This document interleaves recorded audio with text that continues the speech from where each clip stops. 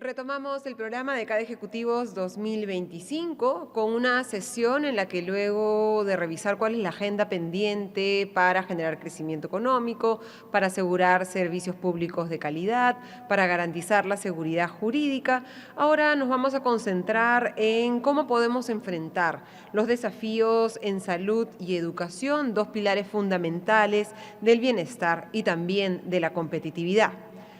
Iniciamos así la sesión Salud-Educación. ¿Qué hacemos diferente?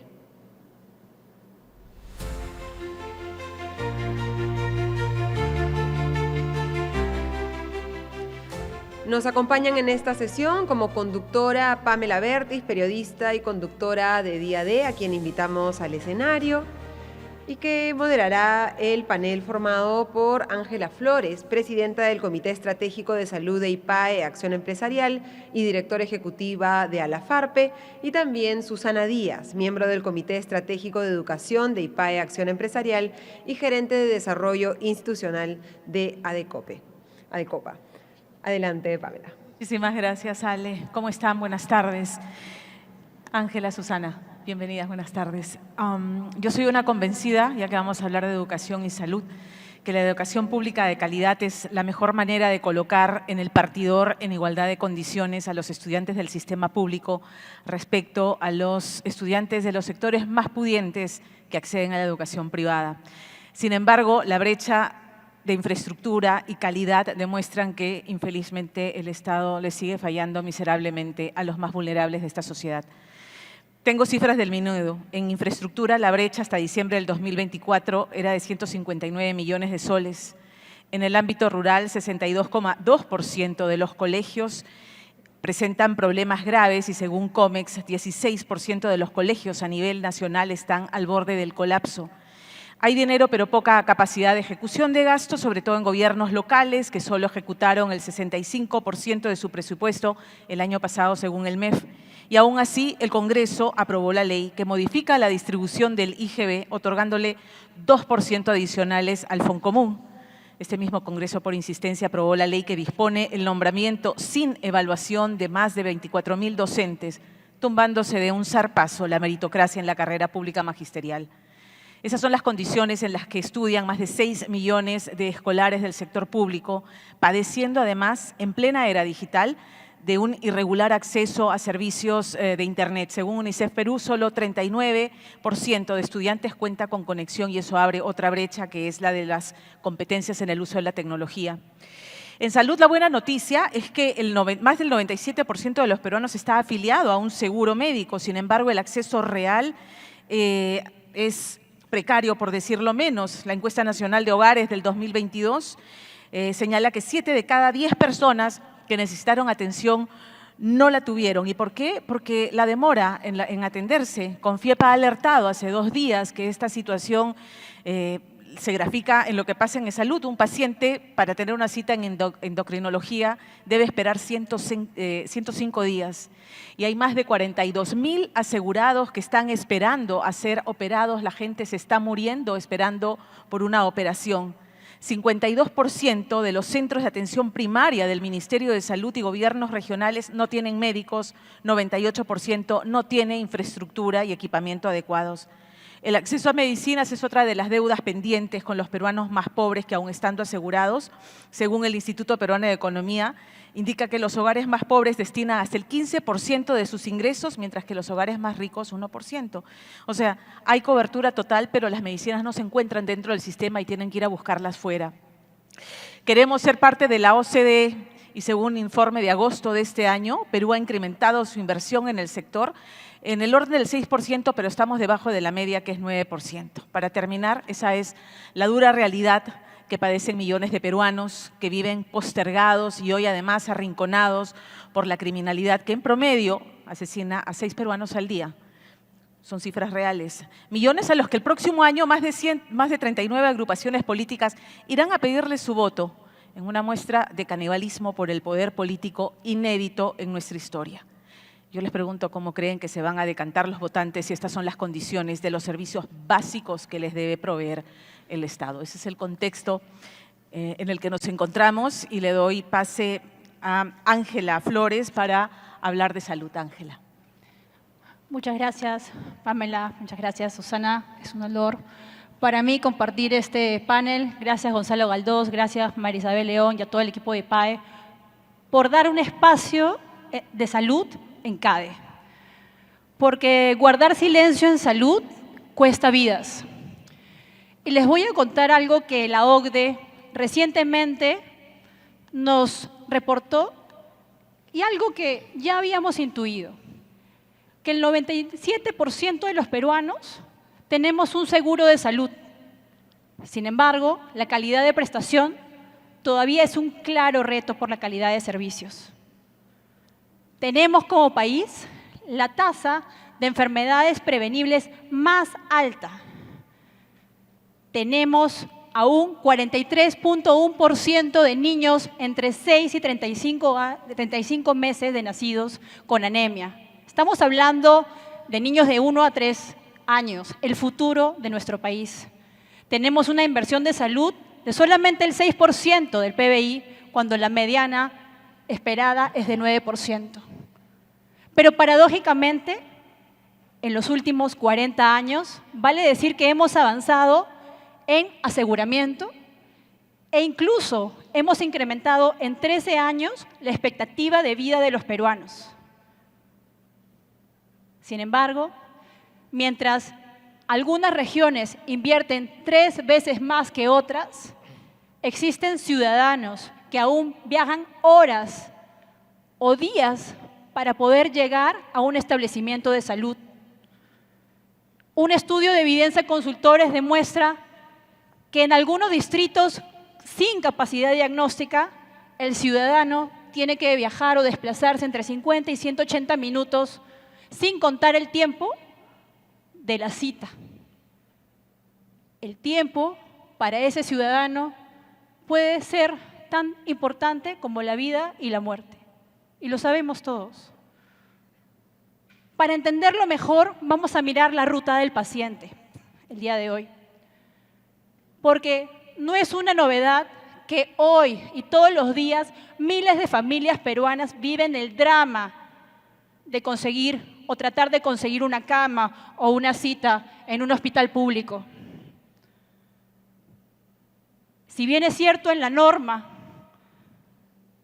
cada paso y cada estructura está diseñada para que el paciente en cada ruta que haga encuentre calidad, seguridad y eficacia, en la práctica es una clara cadena donde las decisiones técnicas, financieras y logísticas no conversan. Con lo cual, el paciente gasta más, espera más y confía menos. Y en ese sentido, esa es la conversación que queremos tener el día de hoy. ¿Cómo recuperar la confianza en nuestro sistema de salud?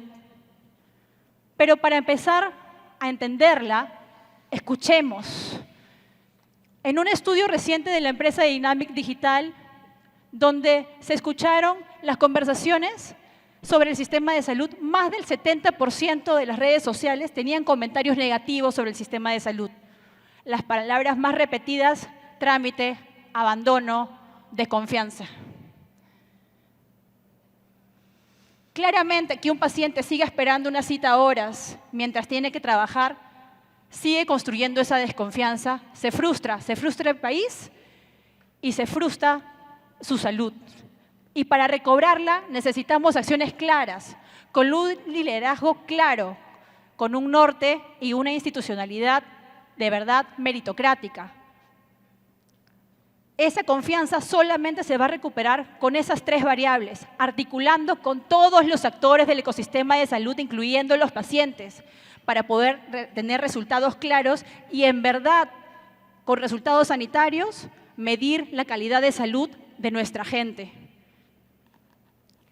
Pero para poder hacer eso, tenemos que cambiar de paradigma, porque por muchos años la salud ha sido vista como un gasto. Sin embargo, la salud es una inversión. Solamente como un ejemplo financiero y económico, si medimos el retorno de inversión en un grupo de enfermedades prevenibles con una estrategia de prevención, vamos a tener una tasa interna de retorno de 318%. Por cada sol invertido vamos a recibir 3. Si consolidamos ese retorno financiero, vamos a poder impactar en casi 15.6 millones en el PBI. La ley de contrataciones del Estado, incluso hoy, la nueva ley, incluye el concepto de valor por dinero, que significa que la calidad, la seguridad y la eficacia de los insumos estratégicos que tiene que comprar el país deben estar por encima de solamente buscar el precio más bajo, porque la calidad y seguridad va a tener un resultado sanitario en esa inversión bien dada. No significa poner más recursos, significa gastar mejor. Y si gastamos mejor, como en este ejemplo, solamente en diabetes, hipertensión, salud mental y una estrategia clara de vacunación en menores de 5 años, vamos a poder conseguir retornos importantes. Si no articulamos, si no conversamos, si no colaboramos, nos va a pasar factura nuevamente. Todos sufrimos la desgracia del COVID-19. La muestra más clara y reciente de la falta de inversión crónica en nuestro país. Por eso, momentos como este son muy importantes, porque transformar la salud requiere de visión, de metodología y de articulación. Desde el Comité Estratégico del CADE Salud y de IPAE, con su nuevo pilar Salud, hemos elaborado 4 rutas para cambiar el rumbo y las propuestas para que el nuevo gobierno pueda accionar. La primera, asegurar el acceso universal y cobertura universal, priorizando el primer nivel de atención. La segunda, modernizar la rectoría del Estado. Necesitamos una regulación ágil y eficiente, una meritocracia real en nuestras instituciones. No nos pueden cambiar de ministros cada 24 horas, porque eso desencadena una inacción institucional y lo hemos repetido en todos los sectores.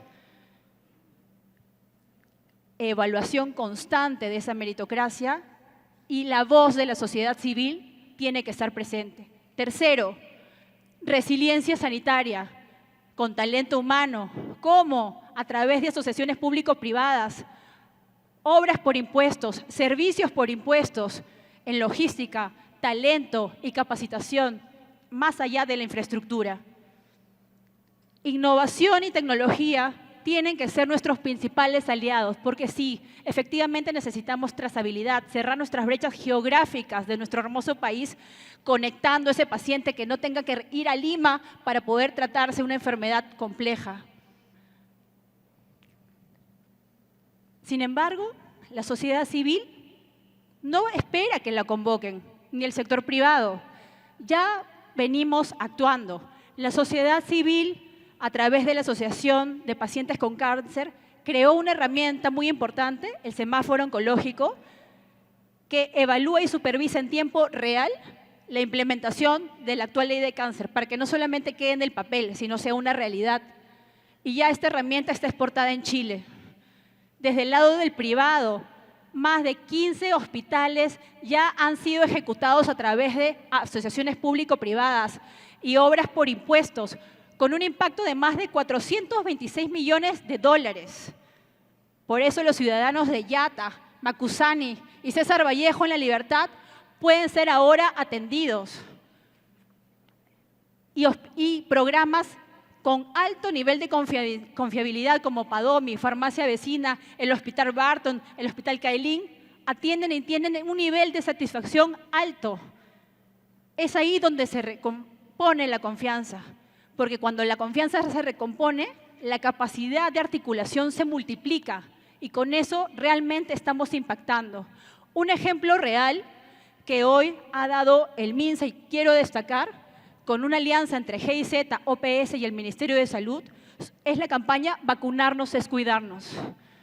Esta campaña incorpora la tecnología para poder cerrar brechas y cobertura de vacunación en toda nuestra Amazonía y a nivel nacional. Esta campaña incluye un aplicativo offline, porque la excusa de siempre era no hay conectividad. Bueno, se inventó y por eso sirve la innovación.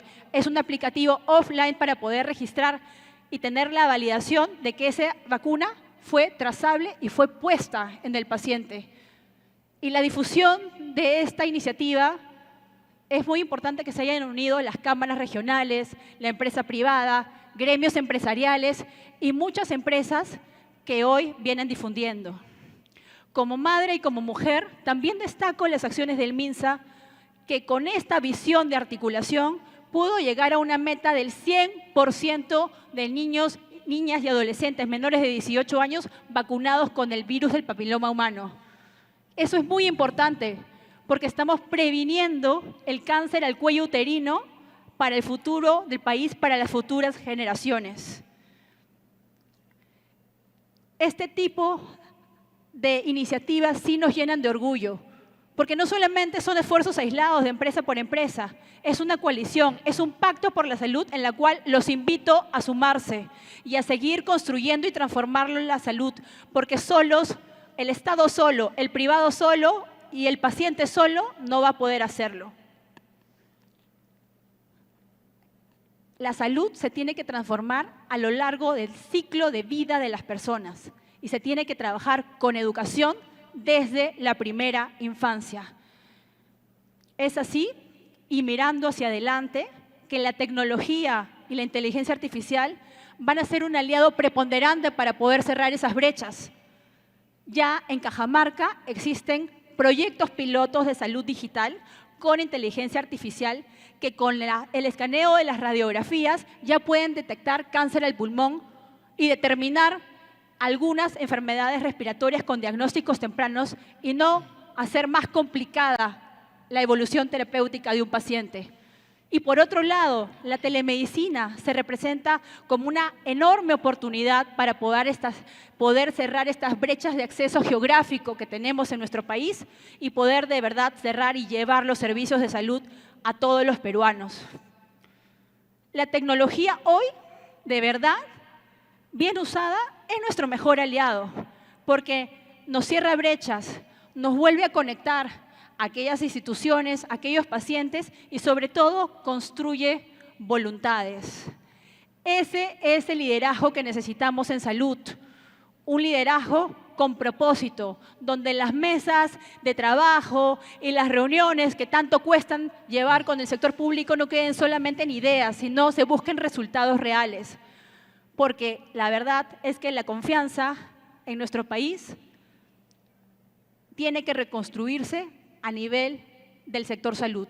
La salud no puede ser más un lugar donde el peruano desconfíe. Tiene que ser el rumbo nuevo para volver a construirla. Muchas gracias. Gracias, Ángela. Susana, adelante, Gracias. sí. Muy buenas tardes. Es una alegría poder estar compartiendo con ustedes los temas prioritarios que requiere la educación del país.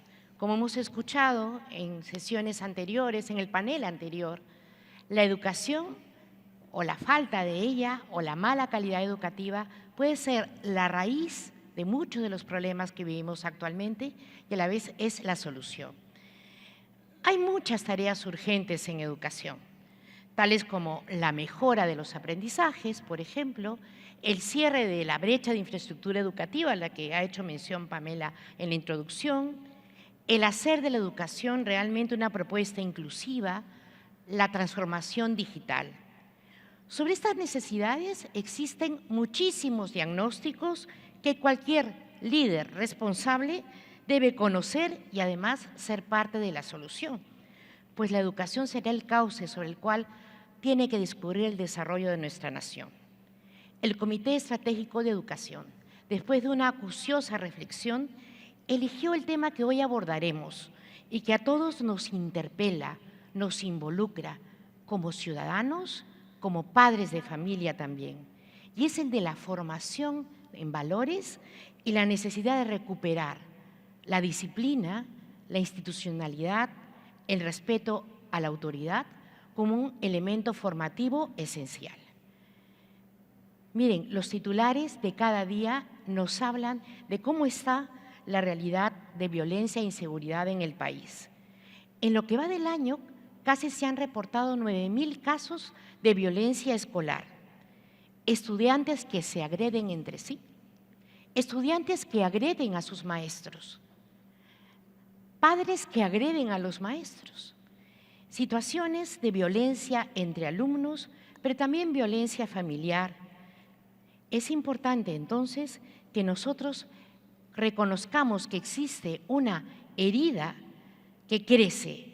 Fijémonos cómo más de 1 millón de estudiantes el día de ayer de escuelas públicas no pudieron asistir a sus escuelas por el paro de transportes anunciado y por lo tanto tenían mucho temor a poder trasladarse a sus centros educativos. El tema de extorsiones ha aumentado más del 700% respecto al 2019.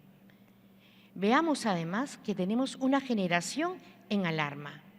En el año 2024, jóvenes entre 14 y 17 años estaban internos en centros juveniles, la mitad de ellos por robo agravado. Los datos de la Policía Nacional son alarmantes. 8 de cada 9 detenidos por sicariato son menores de edad. Veamos además que es una generación en riesgo, ¿no? Tenemos registrados más de 8.900 casos de violencia, como he mencionado, en el portal Sí se ve en las escuelas. Y esa violencia ocurre, si ustedes ven el gráfico, tanto en el nivel primario, no sé si a veces se ve allí, como en el nivel secundario. ¿Y cómo o qué causas encontramos para esta problemática que estamos viviendo? Fijémonos que hay factores en la familia, en las políticas del gobierno y en las escuelas. Hablemos un poquito de qué sucede en la familia. Más del 50% de niños han vivido violencia al interior de sus hogares. El consumo de alcohol y drogas en el entorno familiar que los niños protagonizan desde edades tempranas es un factor importante. Además, la exposición de los niños y jóvenes a contenidos violentos e inadecuados a través de las redes sociales, a través de series de televisión y el creciente, digamos, desarrollo de conductas adictivas, como por ejemplo los juegos en línea. El problema es que vamos educando sin consecuencias. Muchos padres contrarrestan la acción correctiva de la escuela, cuestionan la autoridad del maestro. Por ejemplo, reclaman por una nota o porque su hijo no fue elegido para salir en una actuación escolar, o tal vez reclaman porque el maestro le pidió que guardara un celular. Vamos educando sin consecuencias. Se confunde el afecto con permisividad. En algunos casos se confunde la disciplina respetuosa y positiva con el laissez-faire y se olvida que desarrollar la autorregulación y autocontrol implica haber aprendido a respetar límites. ¿Qué sucede desde el gobierno? Hay una serie de protocolos a través de la plataforma Sí se ve, creada para contrarrestar la violencia, que tiene efectos totalmente contrarios.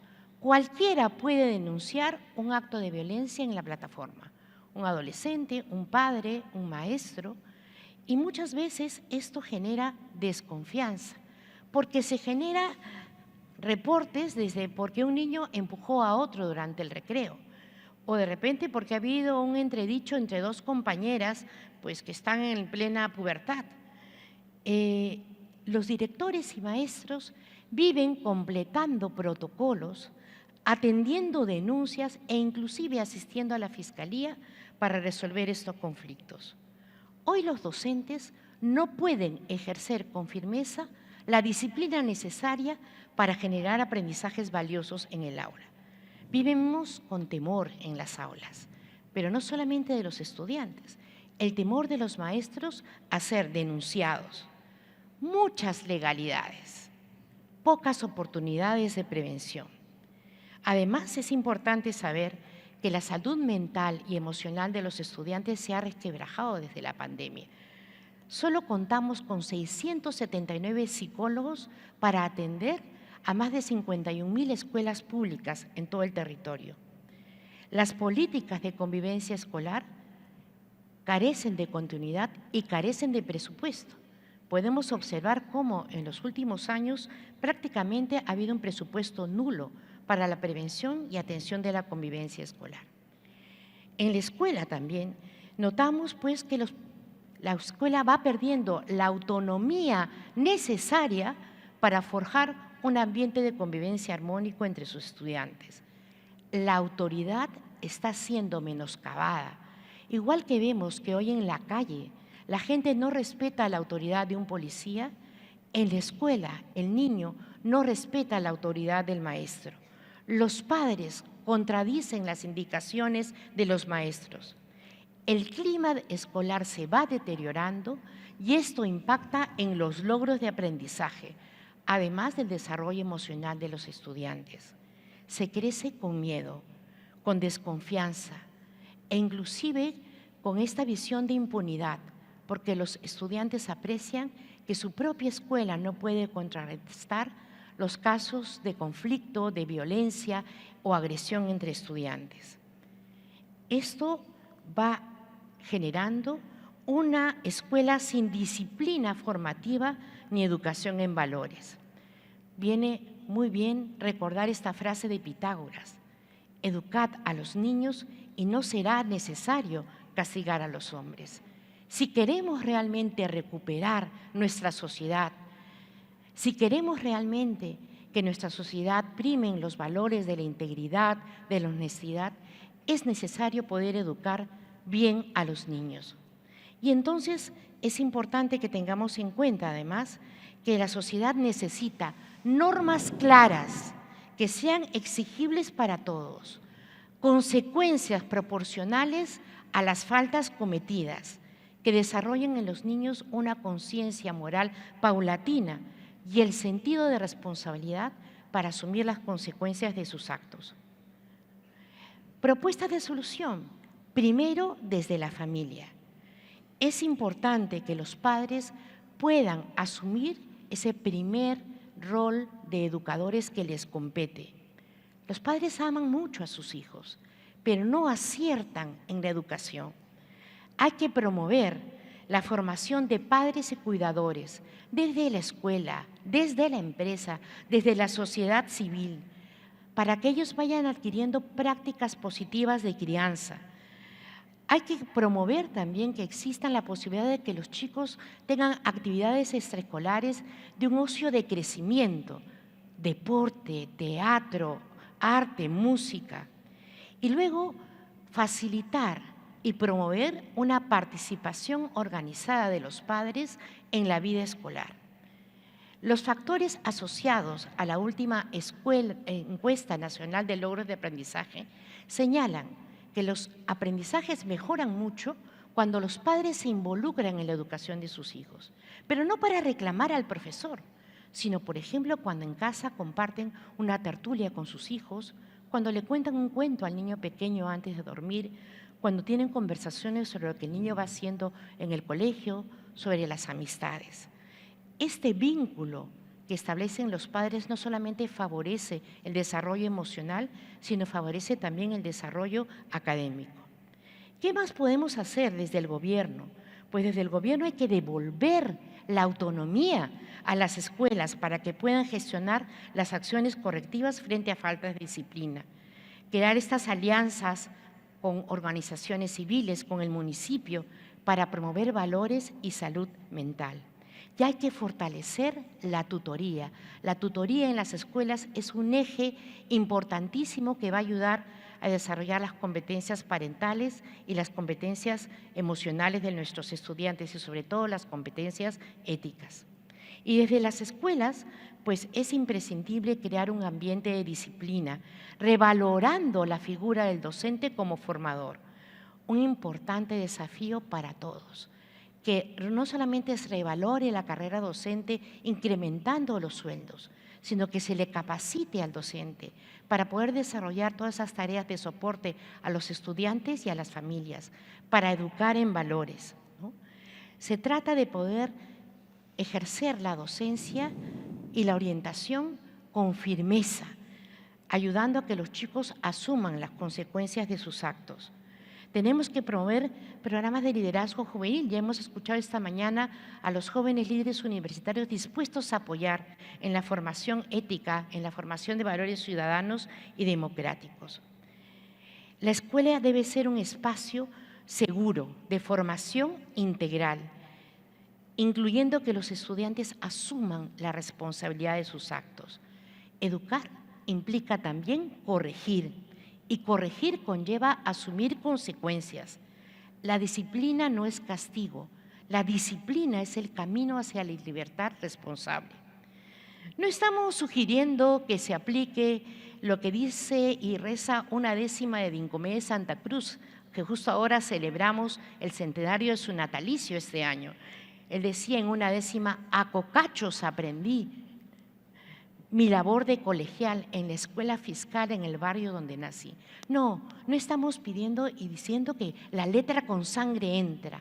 Lo que estamos forjando es que debe volver a recuperarse la confianza en los maestros, ese vínculo afectivo necesario entre docentes y estudiantes, restableciéndole bajo el respeto y el reconocimiento a la autoridad que cada maestro detenta.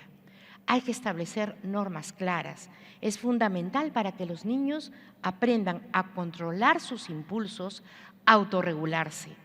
La autorregulación se consigue primero en las edades tempranas, aprendiendo a respetar reglas y límites, que más adelante se convertirán en principios y normas morales de vida para tener autonomía y poder actuar de acuerdo a lo que los principios y los valores ciudadanos nos exigen. Educar con disciplina y valores es actuar hoy con firmeza y empatía para que nuestros jóvenes no aprendan del miedo, sino desde la responsabilidad. Muchas gracias. Gracias, Susana.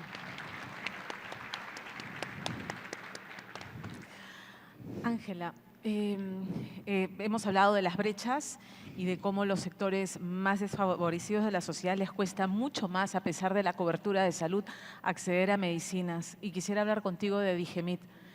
El 30 de octubre el MINSA anunció la suspensión del registro sanitario de 57 productos que no contaban con certificados de buenas prácticas de manufactura. En la página del MINSA hay 155 alertas de medicamentos que han sido aprobados y distribuidos y luego se levantaron observaciones de control de calidad y bioseguridad y los obliga a retirar del mercado. Claramente hay un problema de gestión.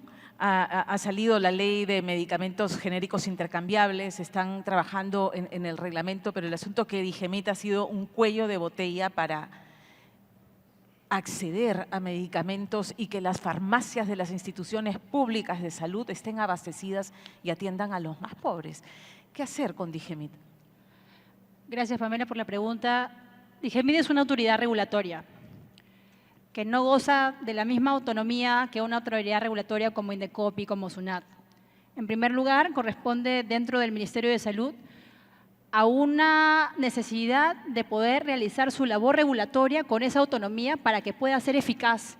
Y nuevamente las normas no queden solamente en papel, sino también el regulado, los laboratorios farmacéuticos en este caso, cumplan con esa norma porque saben que hay un adecuado enforcement, llamémoslo así. En premisa, todos los certificados de buenas prácticas de manufactura se deben cumplir, tanto de la industria local como de la industria de los medicamentos internacionales. Sin embargo, la gestión de Digemit tiene un embalse hoy, al día de hoy, de más de 500 visitas pendientes por esa falta de autonomía. Para lo cual sí, efectivamente hay varias propuestas de solución. Se han hecho varias mesas de articulación, el mismo ministerio ha tratado de reforzar una forma de tener confianza regulatoria para aquellos registros sanitarios, que ese es el cuello de botella, el embalse que antes demoraba 4 años para poder tener acceso a un biológico que pueda salvar la vida de una paciente con cáncer de mama y ahora se tiene que esperar no 4 años, sino 6 meses dentro del plazo de norma. Correcto. Sin embargo, ese es el primer paso. El próximo paso es la cobertura, ver si el sistema público cubre ese tratamiento o no cubre ese tratamiento, que eso puede tomar otros 2, 3, 4, 5 años más. Esas son las discusiones que tenemos en el Ministerio de Salud y que, sin embargo, reitero, así como Digemit en salud, necesitamos una institucionalidad meritocrática en la cual el regulador se comporte como un regulador real. Existen hoy proyectos de ley en el Congreso de la República que están discutiendo cómo generar esa nueva autoridad como una FDA acá en Perú y que de verdad tenga un buen gobierno corporativo, reglas claras para todos y poder, obviamente, evitar cualquier tipo de afectación, sobre todo de seguridad crítica al paciente. Que no se mueran pacientes, ¿no? Como el suero Claramente. fisiológico. Claramente. Gracias, Ángela. Susana, has hablado del tema de valores y de alumnos que llegan de entornos disfuncionales. Y hay cifras que son dramáticas que creo que también hay que abordar. 1 de cada 10 adolescentes de 15 a 19 años está embarazada o ya es madre. Eso lo tenemos que asociar con truncar la vida de estas chicas porque eso está asociado a deserción escolar. Cada día alrededor de 12 niñas menores de 15 años quedan embarazadas. En su mayoría, claramente, 12 años de edad, ahí no hay consentimiento, ahí hay abuso sexual. Y este es un tema en el que hay mucha polémica y mucho temor de abordar en la aula de clase, pero esas herramientas que no hay en casa, pues les corresponde al colegio, ¿no? Al sistema público, dárselas a estos chicos. ¿Cómo abordar este tema? Efectivamente, Pamela, es una realidad la que tú mencionas también, que ahonda toda esta crisis que vivimos, que viven los adolescentes sobre todo. Mira, yo creo que la escuela es un espacio privilegiado para poder desde allí gestar un cambio social importante. Y a esto implica que podemos llegar, tenemos la oportunidad de llegar a los padres y llegar directamente a los niños. Ya decía Carlos Cardona, un filósofo, decía, cuando una escuela quiere educar bien a los niños, pero se encuentra con padres que no saben cómo hacerlo, la escuela tiene una doble tarea, educar a los niños y educar a los padres. El tema de la educación sexual es importante abordarlo desde la familia, si se puede, y si no, desde la escuela, pero siempre con una visión integral. No se trata solamente de explicar a los chicos cómo ocurre la fisiología de la reproducción o cómo pueden evitar un embarazo, sino tiene que ver desde una educación afectiva, de justamente lo que es el autocontrol, el control de emociones, también desde una formación ética. Y esto va desde que el niño es muy pequeño. Y yo creo que es importante que las escuelas tomen conciencia que toda la parte de educación en valores tiene su propia didáctica, tiene un camino. Los valores se adquieren por repetición de actos. Yo voy a aprender a respetar en tanto cada día tengo pequeños actos de respeto, saludo, pido por favor, pido disculpas. Y entonces no se dan en automáticos, tenemos que tener una intencionalidad a nivel de gobierno y a nivel de escuela para toda la educación valores, y ahí entra también la educación sexual integral, enmarcada en una educación de la afectividad. Gracias, Susana. Ángela, has citado un informe de la OCDE de agosto de este año. En ese mismo informe leía que concluían que el Perú lidia con un sistema de salud segmentado y fragmentado que genera desigualdad en el acceso a la atención y que además la recolección de data para saber cómo dirigir los recursos que tengo tampoco es unificada y eso dificulta, digamos, la atención médica. ¿Cómo resolver ese tema? Porque lo que se cuestiona en la OCDE es hay varias entidades de salud que son estatales pero diferenciados. ¿Deberíamos generar un solo sistema de salud? Creo que no se trata de unificar el sistema, creo que se trata de articular o interoperar de manera conjunta con lo que tenemos en estos momentos. Por ejemplo, el Ministerio de Salud obviamente cubre la población más pobre del país. Es salud, donde todos los que estamos acá presentes en sala pagan mensualmente una contribución para poder esperar usar en cualquier momento una calidad de prestación en el Revalidati o en el INCOR. Bueno, nos debería preocupar que esa interoperabilidad y esa calidad de prestación funcione.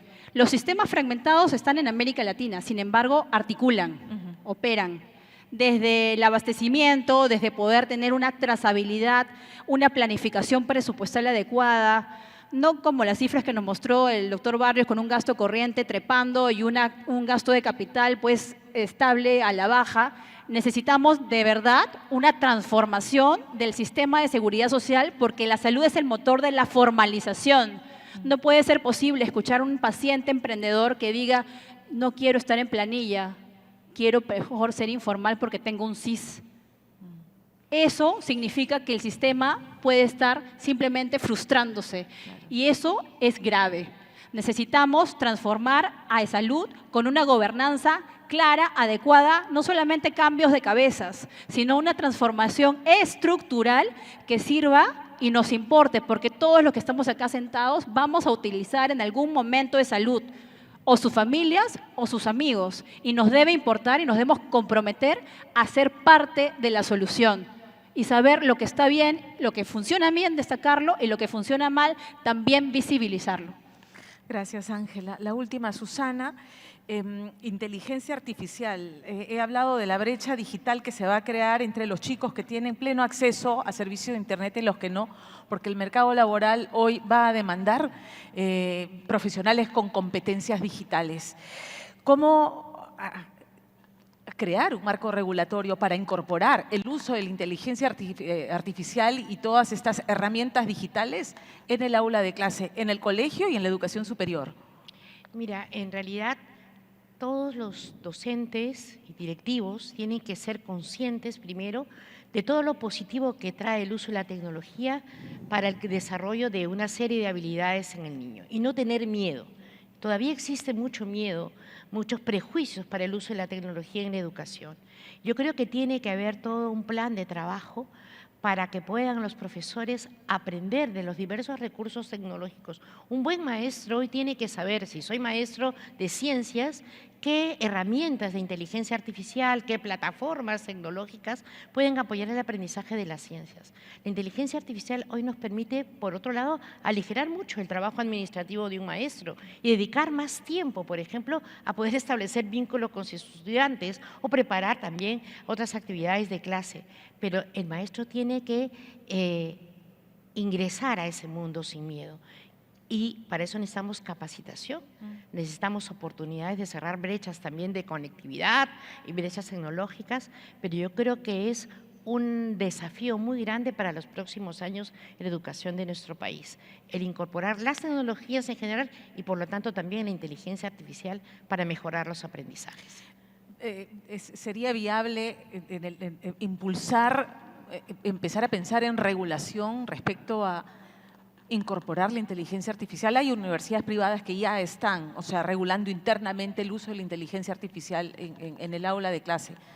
Sí, yo creo que sí es necesario desarrollar sobre todo lo que llamamos ciudadanía digital. ¿Por qué? Porque la inteligencia artificial trae muchas cosas buenas, pero también en general, en todo el mundo, digamos, tecnológico, digital, a muchísimos contenidos o la posibilidad de producir inclusive contenidos que no necesariamente van acompañados del respeto al otro o de la verdad que se va difundiendo. Yo creo que la regulación debe ir en ese sentido y dejar que poco a poco cada colegio vaya construyendo su plan de desarrollo digital, capacitando a los gestores, a los líderes para que se pueda realizar esta tarea. Pero no hay que tener miedo a la tecnología, se necesita una regulación, sí, para poder vivir esta ciudadanía digital, este respeto mutuo, el que no haya pues ofensas entre estudiantes, ciberbullying, etcétera, etcétera, con el uso de la inteligencia artificial, por ejemplo, ¿no?, que ya vemos algunos casos en las escuelas. Se necesitaría este marco importante para poder regular el comportamiento, pero que quien no está regulado en la vida real no lo estará tampoco en la vida digital. Esto hay que tenerlo en cuenta. Susana, muchísimas gracias. A ti, Ángela, también por estar acá esta tarde con nosotros, a ustedes por habernos escuchado. Hay tareas pendientes y me queda claro que hay el deseo del sector privado de hacer sinergias, de avanzar, de colaborar y estamos calentando motores para una campaña electoral. Entonces, hay que exigirles a los candidatos que infelizmente no han querido asistir a este CADE, hay que exigir que el plan de gobierno tenga metas claras respecto a los servicios mínimos, básicos que merecen los peruanos, dignos, para que tengan esperanza de que, digamos, el sistema que conocemos y que mejor protege los derechos y las libertades de los peruanos es el que mejor nos va a gobernar y nos va a proteger, pero eso pasa por un repensar la forma en que se están dando estos servicios. Hay que exigirles a eso, es una pena que no hayan querido venir, pero bueno, demandemos de ellos planes claros en estos dos aspectos. Muchísimas gracias por habernos acompañado esta tarde. Gracias. Gracias, Pamela. Gracias. Gracias. Sí. Creo que Muchísimas gracias, Ángela, Susana y Pamela. Por favor, quédense en el escenario un segundito para una foto protocolar. Por favor, Pamela, no corras.